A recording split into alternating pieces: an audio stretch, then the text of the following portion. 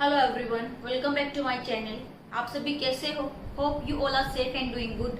सो आज मैं आप लोग के साथ डिस्कस करूंगी कुछ प्रीवियस ईयर क्वेश्चन, जो कि मेन फोकस रहेगा हमारा नेट एंड गेट। जो हम ऑलरेडी डीबीएमएस में जो लेक्चर हम डिस्कस कर चुके हैं, उसी टॉपिक से जो नेट या गेट में क्वेश्चंस आए हैं, आज हम वो डिस्कस करेंगे। मैं काफी पुराने क्वेश्चंस लेके आई हूँ, जैसे कि आपको दिखाई दे रहा होगा कि नेट दिसंबर 2012। तो उनका मेन फोकस क्या है कि हमें जस्ट कंसेप्ट क्लियर हो जाए और ये आइडिया लग जाए कि किस तरह से क्वेश्चन आते हैं टॉपिक से। और ये टॉपिक जो है वो बेसिक टॉपिक है और काफी इंपॉर्टेंट है according to all exams of computer science. PGT में भी आपको काफी हेल्प करेंगे। ये जो छोटे छोटे क्वेश्चंस हैं, मे बी अब नेट में ना आए, गेट में ना आए, बट इनका चांसेस है कि पीजीटी में रिपीट हो जाए क्वेश्चन। जैसे कि अभी DSSB का एग्जाम भी होना है, KVS का आगे अगर एग्जाम आया तो वहां आपको ये क्वेश्चंस काफी हेल्प करेंगे और आपका जो कंसेप्ट है उसको रिवाइज करने में भी काफी हेल्प करेंगे। सो मेरी एक एडवाइस आप लोगों को कि पहले ये क्वेश्चन सोल्व करने से आप प्रीवियस जो मैंने अभी तक वीडियोस अपलोड किए वो जरूर चेक कर लीजिएगा। आपको थोड़ा सा हेल्प मिलेगी आज का कंसेप्ट अच्छे से समझने में। तो स्टार्ट करते हैं। जो फर्स्ट क्वेश्चन है ये हमारा नेट दिसंबर 2012 में आया था। तो बेसिक सिर्फ थियोरेटिकल क्वेश्चन है, यहाँ कोई कैलकुलेशन नहीं करनी थी हमें। क्वेश्चन था which one of the following is true. So पहली चीज तो हमें यही चीज ध्यान रखनी है, क्वेश्चन को प्रॉपरली रीड करना है। देखो पर्सनली मैं आपको बता रही हूँ, मेरे से मिस्टेक होती है, ट्रू फॉल्स मैं देखती नहीं हूँ कि ट्रू पूछा कि फॉल्स पूछा है। उसकी वजह से बस पहला ऑप्शन पढ़ा, फटाफट एक्साइटमेंट में हमने टिक लगा दिया। तो बहुत सोच समझ कर थ्योरी वाले क्वेश्चन हमें अटेम्प्ट करने हैं। एटलीस्ट हमें उनको 1 मिनट तो देनी ही देनी है ताकि आप प्रॉपर क्वेश्चन रीड कर पाओ। तो बहुत सारे 90% चांसेस होते हैं कि हम क्वेश्चन को प्रॉपर रीड ना करके जल्दबाजी में कि हाँ ये इजी है, मुझे आ रहा है, वो छोटा सा क्वेश्चन है, और स्टिल हम उसको गलत कर देते हैं। तो बहुत अच्छे से क्वेश्चन रीड करना कि पूछा क्या है, ट्रू पूछा है या फॉल्स पूछा है। तो हमें पूछा गया है कि जो 4 नीचे स्टेटमेंट्स दे रखी है इनमें से कौन सी ट्रू है। First one, a relation in BCNF is always in 3NF। तो आपको ये सारी हायरार्की याद होगी। अगर हमारे पास रिलेशन BCNF में है तो वो किस में भी होगा, 3NF में भी है, वो 2NF में भी है और वो 1NF में भी है। अगर हमारे पास रिलेशन सिर्फ 1NF में है तो वो 2NF में नहीं होगा। तो हम ऊपर की तरफ मूव नहीं करेंगे, नीचे की तरफ हमारी हायरार्की चलेगी। सो ये स्टेटमेंट मुझे सही लग रही है कि BCNF में जो रिलेशन ऑलरेडी है तो वो 3NF में होगा, बिल्कुल होगा। नेक्स्ट देखते हैं। तो अभी तक मुझे लगा है मेरा आंसर यही है, हाँ फाइनल आंसर यही है, बट हम आगे स्टेटमेंट्स रीड करते हैं क्या बोल रही है। A relation in 3NF is always in BCNF। No, ये इसका जस्ट अपोजिट बोल रहा है। Next, BCNF and 3NF are same. नहीं, दोनों सेम नहीं है। A relation in BCNF is not in 3NF। ये A का जस्ट वाइस वर्सा बोल रहा है, ऐसा नहीं है। अगर हमारे पास कोई रिलेशन BCNF में होगा तो श्योर वो 3NF में भी होगा ही होगा। So right answer for this question is A। Next, again same, net दिसंबर 2012 में ही ये क्वेश्चन आया था कि 3NF is based on which dependency. So आपको सबको पता होगा कि 3NF जो हमारी है वो किस पे डिपेंड करती है, ट्रांजिटिविटी या ट्रांजिटिव डिपेंडेंसी पे डिपेंड करती है। तो इसका आंसर रहेगा बी। जैसे कि अगर हम 2NF की बात करें तो पार्शियल डिपेंडेंसी पे डिपेंड कर रही है। पार्शियल डिपेंडेंसी हम चेक कर रहे थे और 3NF में हमने ट्रांजिटिव डिपेंडेंसी चेक की थी। सो इसका राइट आंसर रहेगा बी। नेक्स्ट क्वेश्चन देखते हैं, थर्ड क्वेश्चन। ये नेट जून 2013 में आया कि which normal form is considered as adequate for usual database design। So ये भी मैंने आपके साथ डिस्कस किया था। अगर आपने मेरी पहले वाली वीडियोस चेक की है जो कि नॉर्मलाइजेशन पे मैंने अपलोड की थी, तो वहां मैंने आपको बताया था जो कि मोस्ट अप्रोप्रिएट या मोस्ट एडिक्वेट हमने किसको बोला, 3NF को बोला। अगर हम ER डायग्राम से प्रॉपरली रिलेशनल डेटाबेस में कन्वर्ट कर रहे हैं then it should be in 3NF, अगर हम कोई मिस्टेक ना करें बीच में। तो ये आंसर रहेगा हमारा बी, 3NF। नेक्स्ट क्वेश्चन है हमारा कि हमें एक रिलेशन गिवन है, ये भी हमारा 2013 का ही क्वेश्चन है, और हमसे क्या पूछा गया, just which one of the following is की पूछी गई है। इट मीन्स हमें क्या करना है, कैंडिडेट की निकालनी है। होप आपको ये प्रोसेस क्लियर होगी कि कैसे हम कैंडिडेट की फाइंड आउट करते हैं। तो इसके लिए हम कैंडिडेट की फाइंड आउट करेंगे। में कुछ फंक्शन डिपेंडेंसीज गिवन है और हमारे पास टोटल 6 एट्रीब्यूट्स हैं। अब हम चेक करेंगे कि जो हमारी FDs हैं इनके राइट हैंड साइड कौन कौन आया हुआ है। A आया हुआ है, ठीक है, देन F, ओके, D और B। तो ये हमारे आई हुए हैं। देखो यहाँ आप बहुत इजीली, बहुत अच्छे से आंसर इसका दे सकते हो बिना कुछ फाइंड आउट करे कि मेरा सीई आंसर होगा। कैसे? मैंने देखो कुछ कैलकुलेट नहीं किया, स्टिल मैंने बोल दिया कि मेरा आंसर सीई है या ईसी है। कैसे बोला? क्योंकि ऑप्शन में हमारे पास कैसे कैसे ऑप्शन है, दो एट्रीब्यूट है हर ऑप्शन में। और मैंने आपको ये टेक्निक सिखाई थी कि जो राइट हैंड साइड आ चुके हैं वो कभी भी हमारे पास अगर जो राइट हैंड साइड उनको टिक कर लेंगे, जो बचे रिमेनिंग है हम उनका क्लोजर निकालते। तो बचा सीई है तो हम सीई का क्लोजर निकालते हैं, और अगर ये सबको डिफाइन कर पाए तो यही हमारी कैंडिडेट की बनती है। तो यहाँ देखो इट मीन से कर पा रहा है, क्यों? क्योंकि हमारे पास ऑप्शन ही सिर्फ 2 के हैं, 3 के होते ऑप्शन तो हमें लगता है कि सीई नहीं कर पाता, ये सबके साथ पेयर बनाता, मर्ज करता। स्टिल हम इसका क्लोज सेट निकाल के चेक कर लेते हैं कि क्या सीई में सब कुछ इंक्लूड हो रहा है, क्या सीई हर किसी एट्रीब्यूट को फाइंड आउट करने के कैपेबल है या नहीं है। सी से हमें एफ मिल जाएगा, ई से हमें ए मिल गया, नेक्स्ट ई सी हमारे पास है, यस ई सी हमारे पास, इससे हमें डी मिल रहा है और ए से हमें बी मिल रहा है। तो देखो ये हर एक एट्रीब्यूट को आइडेंटिफाई कर पा रहा है, इसका क्लोजर सेट में हर एक एट्रीब्यूट एग्जिस्ट कर रहा है। So C is our candidate key. So यहाँ राइट आंसर क्या रहेगा, सीई या E C. So B is the right answer. Next question देखते जो कि नेट जून 2016 में आया था। ये भी रिगार्डिंग कैंडिडेट की था क्वेश्चन, बट थोड़ा सा अलग तरीके से आया था। ये हमें टेबल में डेटा गिवन था, उसके बेस पे हमें फाइंड आउट करना था कैंडिडेट की कौन सी वैलिड कैंडिडेट की है या नहीं है। सो क्वेश्चन रीड करते, क्वेश्चन क्या था, consider the following database table having 4 attributes A B C D. तो ये हमारे पास 4 एट्रीब्यूट्स है ए बी सी डी एक टेबल में, एंड 4 पॉसिबल कैंडिडेट कीज।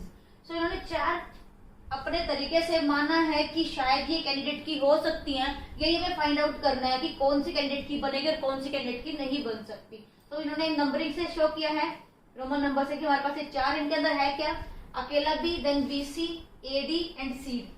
इनमें से कौन सी कैंडिडेट की बनेंगी और कौन सी नहीं बनेगी, ये हमसे क्वेश्चन पूछा गया। विच one of the following above could not be candidate की, नहीं बन सकती कैंडिडेट की, वो हमें फाइंड आउट करना है। तो सबसे पहले हमें ये पता होना चाहिए कि कैंडिडेट की बनने के लिए हमें क्या चाहिए, यूनिक डेटा चाहिए। यूनिक वैल्यूज होंगी अगर हमारे एट्रीब्यूट के पास, तो वो कैंडिडेट की बन सकता है। तो यही चेक करते हैं। फॉर बी चेक करते हैं, बी के लिए हमारे पास डेटा है B1, B3, B2, ये सारे के सारे यूनिक वैल्यूज हैं। सो बी इज कैंडिडेट की, ये हमारे कैंडिडेट की बन सकती है। इनफैक्ट है ये हमारे कैंडिडेट की, क्योंकि all the values are unique for the particular given data. देखो मे भी आगे जाके डेटा चेंज हो जाए, उसके लिए हमें अलग से फाइंड आउट करना पड़ेगा, बट जो पर्टिकुलर क्वेश्चन है इस डेटा पे गिवन है, इसके अकॉर्डिंगली बी कैंडिडेट की है। नेक्स्ट बी और सी, हम बी और सी को कंबाइन करें तो क्या बनाएगा, ये B1 C1, then B3 C3, then B2 C1। तो देखो ये C1 C1 यहाँ सेम था, बट B1 C1 और B2 C1 ये अलग हो जाएगा, डिफरेंट हो जाएगा। सो ये भी कैंडिडेट की बन सकती है, बट इसमें एक डाउट है, वो मैं आपको बताऊंगी अभी। नेक्स्ट एडी चेक करते हैं हम।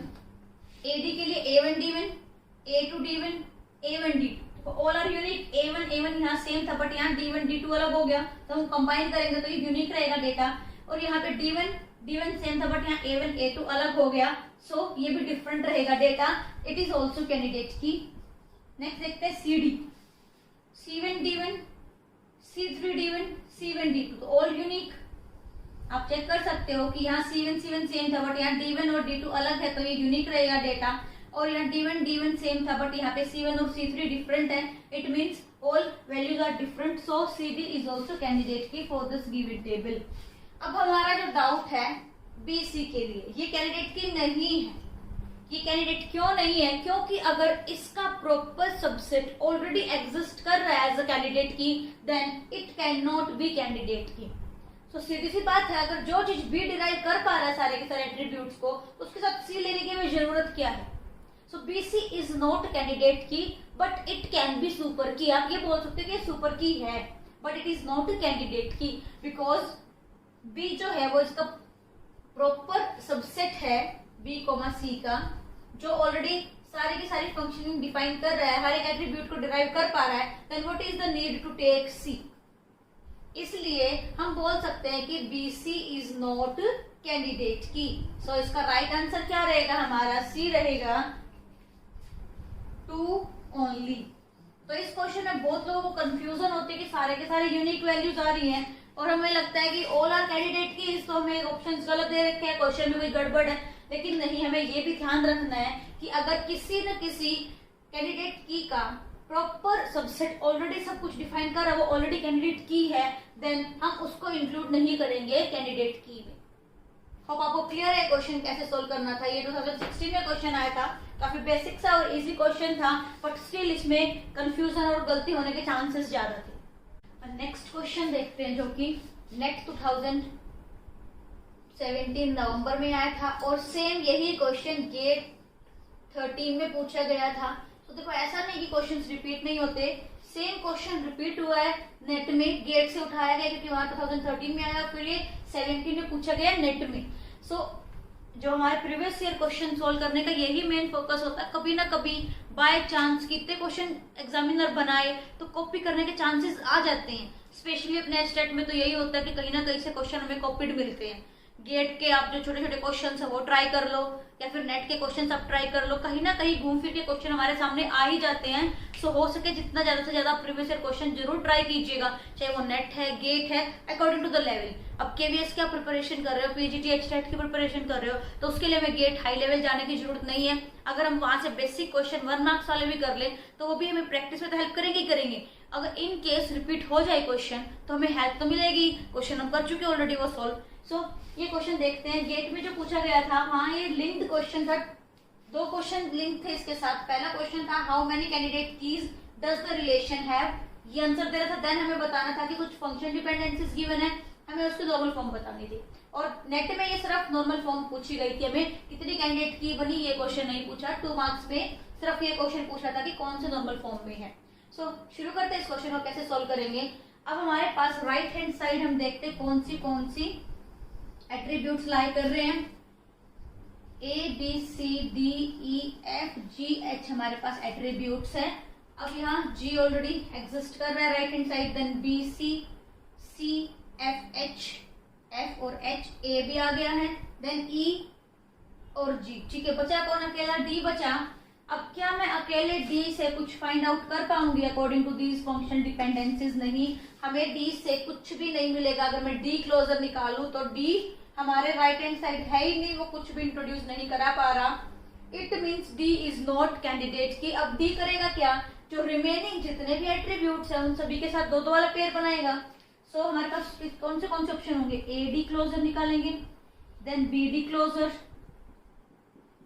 After that C D closure, और उसके बाद हम निकालेंगे सी डी के बाद D E closure, then D F closure, D G closure and D H closure. तो हम देखते हैं यहाँ से कौन कौन कैंडिडेट की बनता है और कौन नहीं बनता। फर्स्ट एडी के लिए चेक करते हैं। एडी तो आएगा ही आएगा, साथ में एडी, ए से हम क्या इंट्रोड्यूस करा पा रहे हैं? बीसी। ठीक है, बीसी हो गया। देन बी से हम क्या इंट्रोड्यूस करा पा रहे हैं? एफ और एच इंट्रोड्यूस करा पा रहे हैं। ठीक है, नेक्स्ट हम चेक करते हैं। और ई है हमारे पास, हम क्या ई को इंट्रोड्यूस करा पाएंगे? यस, एच से सॉरी एफ से हम ई और जी को भी इंट्रोड्यूस करा पा रहे हैं। तो देखो 1 2 3 4 5 6 7 8 सारे के सारे एट्रीब्यूट्स हम डिराइव कर पाए एडी से। A B C D E F G H सारे के सारे इंक्लूड हो चुके attribute. So AD is candidate key, ये तो बन गई कैंडिडेट की। नेक्स्ट चेक करते हैं बीडी के लिए। बी और डी तो रहेगा ही रहेगा। मैं बी से क्या इंट्रोड्यूस करा पा रही हूँ? सी। ठीक है, बी से सी आ गया, देन सी से एफ और एच भी आ जाएगा, एफ और एच आ गया हमारे पास। नेक्स्ट हम देखते हैं सी और एच हमारे पास है। सी और एच से हमारे पास कौन आ जाएगा? जी आ जाएगा। जी एट्रीब्यूट इंट्रोड्यूस हो गया है हमारे पास। अब हमें चाहिए एफ से हम क्या लेके आ सकते हैं? ई। ठीक है, ई आ गया। अब बचा कौन है हमारे पास? हमारे पास ए बच गया है। A B C D E F G H, A रह गया है। क्या हम ए को इंट्रोड्यूस करा पा रहे हैं? बिल्कुल, हम ई से हम ए को इंट्रोड्यूस करा लेंगे। So B D is also candidate key. Next C D के लिए चेक करते हैं। अब अकेले सी से हम कुछ भी इंट्रोड्यूस नहीं करा पा रहे, देख सकते हो आप लेफ्ट हैंड साइड ना तो सी है हमारे पास ना डी है। सो ये कैंडिडेट की नहीं बन पाया। नेक्स्ट हम देखते हैं डी और ई। हमारे पास डी और ई है। ई से हम किसको इंट्रोड्यूस करा पाएंगे? ए को। ठीक है, ए की हेल्प से हम बी और सी हमारे पास आ जाएगा। अब नेक्स्ट ई की हेल्प से ए ऑलरेडी ले चुके हैं, हमें चाहिए एफ चाहिए। हम एफ किसके थ्रू, एफ हमारा आ चुका था बी के थ्रू, बी किस किस को लेके आएगा, ए के थ्रू बी सी आया, अब बी के थ्रू सी एफ एच आ जाएगा, एफ और एच आ गया हमारे पास, जी लेके आना हमें एफ के थ्रू जी आ जाएगा। तो इट मीन्स जो डीई है ये भी कैंडिडेट की है। नेक्स्ट चेक करते हैं डी एफ। अब हमारे पास डी और एफ है, ऑलरेडी डी एफ है, डी एफ की हेल्प से हम क्या क्या नई चीजें लेके आ सकते हैं। एफ की हेल्प से ई आ जाएगा और जी आ जाएगा। अब इन जो हमारे पास ये पड़े हैं डी ई की हेल्प से ए आ गया और ए की हेल्प से क्या आ जाएगा, बी और सी आ जाएगा। एच बचा है, एच हम किसकी हेल्प से लेके आ सकते हैं, बी की हेल्प से हमारे पास एच आ जाएगा। So D F is also candidate key. So हम 4 कैंडिडेट की तो हमारे पास आ चुकी हैं। नेक्स्ट चेक करते हैं डी जी, डी और जी देखते हैं। हमारे पास लेफ्ट हैंड साइड अकेला डी और जी है ही नहीं और इकट्ठे भी नहीं है तो हमें कुछ नहीं मिलेगा, ये कैंडिडेट की नहीं बन सकते। Then D H, D H भी अकेला एच नहीं है, डी नहीं है, तो जो हमारा एच है वो सी के साथ है, सी हमारे पास नहीं है, सो ये भी हमारा कैंडिडेट की नहीं बन पाया। अब हमारे पास कौन से ऐसे पेयर है जो कि कैंडिडेट की नहीं बन पाए। हमारे पास 3 पेयर ऐसे हैं, C D, D G and D H. अब ये क्या करेंगे, एक दूसरे के साथ मर्ज होकर 3 का पेयर बना के चेक करेंगे कि क्या ये कैंडिडेट की बन पाएंगे कि नहीं। सो जैसे सी डी है, सी डी इसके साथ मर्ज करेगा, जी आ जाएगा, देन सी डी एच बनाएगा और ये दोनों एक दूसरे के साथ मर्ज करेंगे, डी जी एच। अब हम इनका क्लोजर फाइंड आउट करते हैं कि क्या ये कंट्रीब्यूट कर पाएंगे, सी डी जी। अब आप चेक करो, सी डी और जी कुछ नहीं मिलेगा हमें यहां से, ये भी नहीं बन पाया candidate key. Next C D H, सी और एच तो हमारे पास है और उससे हमें मिल क्या रहा है, जी मिल रहा है। चलो लिख देते हैं सी डी एच जी, ये हमें मिला। क्या अब हमारे पास इधर लेफ्ट हैंड साइड में जी है, नहीं है हमारे पास, तो ये भी कैंडिडेट की नहीं बन पाया। सी डी एच सिर्फ एक जी को एक्स्ट्रा इंट्रोड्यूस करा पाया, बाकी कुछ नहीं मिला हमें यहाँ से। नेक्स्ट देखते हैं डी जी एच।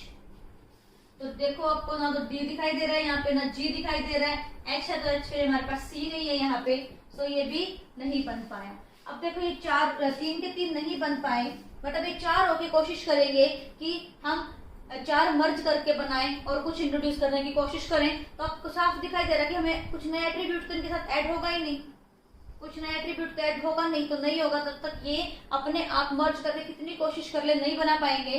नेक्स्ट अब होगा क्या, ये पहले इसके साथ मर्ज करेगा और इसके साथ मर्ज करेगा, अगेन कोशिश करेगा बनाने की, तो हमें यहाँ से कुछ नहीं मिलने वाला। तो हम बोल सकते हैं कि हमें यहाँ सिर्फ और सिर्फ कितनी कैंडिडेट की मिली, 4 कैंडिडेट की मिली, और जिनका नाम क्या क्या है मैं इधर लिख देती हूँ ताकि हमें प्राइम और नॉन प्राइम में हेल्प मिल जाए। तो हमारे पास जो कैंडिडेट की आई वो है A D, B D, then C D नहीं बन पाया था, उसके बाद D E and after that D F. तो ये हमारी 4 कैंडिडेट की मिली और हम इस क्वेश्चन का आंसर दे देंगे कि कितनी कैंडिडेट की बनी इस रिलेशन की, 4 कैंडिडेट की बनी।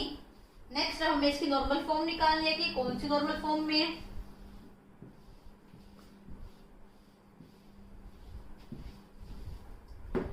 प्राइम एट्रीब्यूट हमारे पास कौन कौन बनेंगे, A B D E F हमारे पास prime attribute and remaining C D E F G H, ये हमारे नॉन प्राइम एट्रीब्यूट रहेंगे। अब हम फाइंड आउट करते हैं कि कौन सी नॉर्मल फॉर्म में है। तो सबसे पहले हम बीसीएनएफ के लिए ट्राई करते हैं। बीसीएनएफ क्या बोलता है, all alpha should be super की। तो देखो ये हमारे पास सुपर कीज नहीं है, ये हमारे कैंडिडेट की भी नहीं है इनफैक्ट, तो सुपर की कहाँ से बनेगा, तो ये बीसीएनएफ में तो नहीं है। एक हमारे पास सिर्फ और सिर्फ यहाँ कोई भी ऐसा एट्रीब्यूट नहीं है जो कि हमारा अल्फा क्या बना दे, हमारा अल्फा सुपर की बन जाए, हमारे पास ऐसा कोई भी ऑप्शन नहीं है। नेक्स्ट हम चेक करते हैं 3NF क्या बोलता है, आइदर अल्फा इज सुपर की और beta is prime attribute. But यहाँ देखो ये बीटा हमारा नॉन प्राइम एट्रीब्यूट है, सो ये 3NF में भी नहीं है। नेक्स्ट हम देखते हैं 2NF। 2NF क्या बोलती है कि पार्शियल डिपेंडेंसी ना हो। Partial dependency means prime to non prime. Prime means part of candidate key. तो जैसे कि हमें दिखाई दे रहा है A टेंड्स टू C, यहां से हम ये चीज निकाल सकते हैं इसको डिकम्पोज करके। A tends to C, A is prime attribute because ये AD का पार्ट है, और ये किस एट्रीब्यूट को डिराइव करने की कोशिश कर रहा है, नॉन प्राइम एट्रीब्यूट को डिराइव करने की कोशिश कर रहा है। So it is not in 2NF। Answer क्या हो जाएगा इसका, A। R is in 1NF but not in 3NF। तो काफी लेंथी क्वेश्चन था ये। अगर गेट की बात करें तो 2 क्वेश्चन बन के आए थे इसमें, और नेट के लिए तो हमें सारी प्रोसेस करनी ही थी, क्योंकि नॉर्मलाइजेशन के लिए हमें कैंडिडेट की तो फाइंड आउट करनी ही पड़ती है। तो आपको क्लियर होगा कैसे हमने कैंडिडेट की फाइंड आउट की और कैसे नॉर्मल फॉर्म फाइंड आउट की। नेक्स्ट क्वेश्चन ट्राई करते हैं, जो कि नेट जनवरी 2017 में, दोनों क्वेश्चन सेम एग्जाम में आए हुए थे। नेट जनवरी 2017 में आए हुए थे। देखो इजी क्वेश्चन भी आते हैं। उस टाइम हमारे पास 3 पेपर थे, पेपर 2 एंड पेपर 3 हमारा सब्जेक्ट से रिलेटेड था। तो जो लेंथी क्वेश्चन थे वो हमेशा पेपर 3 में दिखाई देते थे, जो छोटे छोटे अच्छे क्वेश्चन थे जो टाइम कंज्यूम ना करे ज्यादा, वो हमें पेपर 2 में दिखाई देते थे। पेपर 2 काफी इजी होता था। तो अब थोड़ा पैटर्न चेंज हो गया है, उसी के अकॉर्डिंग हमारे क्वेश्चंस की जो फॉर्मेशन है वो भी काफी चेंज हो चुकी है। बट कहीं ना कहीं कंसेप्ट आज भी इन्हीं के पीछे घूम रहा है। हम ट्राई करते हैं, ये जो क्वेश्चन है क्वेश्चन नंबर 8 जो है, ये इतना बेसिक और इतना इजी क्वेश्चन पूछा था कि which one of the following is correct with respect to relational database management system. So P के इज प्राइमरी की, C के is candidate key and S के इज सुपर की। सो ये अगर आप लोगों ने मेरी फर्स्ट या सेकंड लेक्चर में मैंने ये डिस्कस किया था अबाउट कीज, कि कौन सी सुपर की है, कौन सी कैंडिडेट की, उनका एक दूसरे के साथ क्या रिलेशन है, कैसे हम फाइंड आउट करते हैं प्राइमरी की, candidate key and super key. सो अगर वो वीडियोस आपने नहीं चेक की तो वहां जरूर जाके चेक कर लीजिएगा। आपको ये क्वेश्चन विद इन 2 सेकंड आप इसका आंसर दे पाओगे अगर वो आपको कंसेप्ट माइंड में है तो। सो देखो हमारे पास जो सुपर कीज होती हैं, पहले हम सुपर की फाइंड आउट करते हैं जो कि यूनिकली आइडेंटिफाई करें, फिर कुछ प्रॉब्लम इसमें से हम सॉर्ट करते हैं। जैसे कि अभी मैंने क्वेश्चन भी कराया था आपको कि आपको ये पता करना था कि कौन सी कैंडिडेट की है और कौन सी कैंडिडेट की नहीं है। उसमें मैंने बोला था आपको कि बी अगर कैंडिडेट की है then B C can't be candidate key. ये हमारी सुपर की है, हम इसको सुपर की बोल सकते हैं, but it can not be candidate key. तो वही कंसेप्ट है यहाँ पे हमारा। सुपर कीज वो रहेंगी जो यूनिकली आइडेंटिफाई कर पा रही हैं, जिनका क्लोजर हर एक एट्रीब्यूट को इंट्रोड्यूस कर पा रहा है, बट अगर उसका प्रॉपर सबसेट ऑलरेडी एग्जिस्ट कर रहा है then it can not be candidate की। सुपर की तो रहेगा बट वो कैंडिडेट की के आगे स्टेप में नहीं जा पाएगी। सो उसके बाद हमारे पास बनती है कैंडिडेट की। कुछ सुपर कीज ऐसी होंगी जो कैंडिडेट की नहीं बन पाएंगी। फिर सपोज करो हमारे पास 2 या 3 हमारे पास कैंडिडेट की आ गई, और बट प्राइमरी की तो सिर्फ एक ही होती है ना। ये किसके हाथ में, ये डीबीए के हाथ में है, डेटाबेस एडमिनिस्ट्रेटर के हाथ में ये पावर की वो किसको प्राइमरी की डिक्लेयर करे फॉर अ पर्टिकुलर टेबल। सो जैसे कि हमारे पास रोल नंबर एक स्टूडेंट का रजिस्ट्रेशन नंबर है, बोथ आर यूनिक, हम दोनों को प्राइमरी की बना सकते हैं, बट ये प्योरली डिपेंड कर रहा है डीबीए पे कि वो किसको एज अ प्राइमरी की बनाएगा। तो ये रिलेशन रहेगा हमारा कि पी के सबसे छोटा है, उसके बाद आएगा कैंडिडेट की, उसके बाद आएगा हमारा सुपर की। और आप इस तरीके से भी बना सकते हो कि पूरा बड़ा सेट हमारे पास सुपर की है, कुछ ऐसी कीज होगी जो कैंडिडेट की बन जाएंगी और सिर्फ एक ही प्राइमरी की बन पाएगी इन सबके में से। सो आई थिंक ये हमें मिलेगा बी ऑप्शन में। So B is the right answer, primary key then candidate key, after that super key. Next question try करते हैं। हमें एक डेटाबेस गिवन है with attributes ABCD include atomic values only and function dependencies given सिर्फ 2 ही, A tends to C, B tends to D, और हमें ये पूछा गया है कि ये कौन सी नॉर्मल फॉर्म में है। तो सबसे पहले वही काम, हमें क्या निकालना है, हमें पहले कैंडिडेट की फाइंड आउट करनी पड़ेगी। कैंडिडेट की फाइंड आउट करने के लिए हमारे पास कौन से एट्रीब्यूट है, ABCD and function dependency is A tends to C and B tends to D। अब CD हमारे पास इधर यूज हो रखा है, A be closer find out करते कि क्या ये कैंडिडेट की बनेगा। ए से हम सी लेके आ जाएंगे, बी से डी। सो ये हर किसी को इंट्रोड्यूस कर पा रहा है, एबी हर एट्रीब्यूट तक पहुंच पा रहा है। So A B is candidate key. हमारे पास prime attribute A B and non prime attribute is C D. अब चेक करते हैं कि क्या ये BCNF में है। BCNF हमारे पास ऑप्शन ही नहीं है, हमें देखने की जरूरत नहीं है। क्या ये 3NF में है? 3NF क्या चेक करता है? या तो ये दोनों सुपर की हो जो कि नहीं है, या फिर ये वाले एट्रीब्यूट हमारे कैसे हो, प्राइम एट्रीब्यूट हो, जो कि बिल्कुल अपोजिट है, दोनों नॉन प्राइम एट्रीब्यूट्स हैं। सो ये 3NF में नहीं है। 2NF के लिए चेक करते हैं हम। 2NF क्या बोलता है कि प्राइम टू नॉन प्राइम नहीं होना चाहिए, तो ये प्राइम टू नॉन प्राइम दे रहा है हमें। ए इज पार्ट ऑफ कैंडिडेट की, it is prime attribute and it is part of candidate की। अगर कुछ अधूरा पार्ट कैंडिडेट की का नॉन प्राइम एट्रीब्यूट को इंट्रोड्यूस कराएगा तो हम उसको बोलते हैं पार्शियल डिपेंडेंसी। सो यहाँ पार्शियल डिपेंडेंसी एग्जिस्ट कर रही है, it means it is not in 2NF। Answer क्या रहेगा? 1NF but not in 2NF he answer रहेगा। तो बाकी देखो ये ऑप्शंस तो दो तो वैसे एलिमिनेट थे हमारे, बोथ में कभी हो ही नहीं सकता एक साथ 1NF और 2NF में। कैसे हो भी सकता है कि अगर 2NF में आ जाए तो हमें इसी को टिक करना पड़ेगा, तो तब हमें कंफ्यूजन होती कि अगर ये 2NF में आ जाता आंसर तो हमारे पास दो कंफ्यूजन थी कि it is in both 1NF and 2NF और सामने दे रखा 2NF नॉट इन 3NF, तो ये दोनों एक्टिवेट हो जाते हैं। बट यहाँ सॉर्टेड है, it is only in 1NF but not in 2NF। Hope आपको क्लियर होंगे क्वेश्चंस कि कैसे हम अपना कंसेप्ट इन क्वेश्चंस में अप्लाई किए जो हमने सीखा था अभी तक। अगर आपको ये वीडियो पसंद आई, यहाँ से आपको कुछ सीखने को मिला, तो प्लीज इसको लाइक जरूर कीजिएगा और ज्यादा से ज्यादा इसको शेयर करना। And don't forget to subscribe my channel. Thank you so much.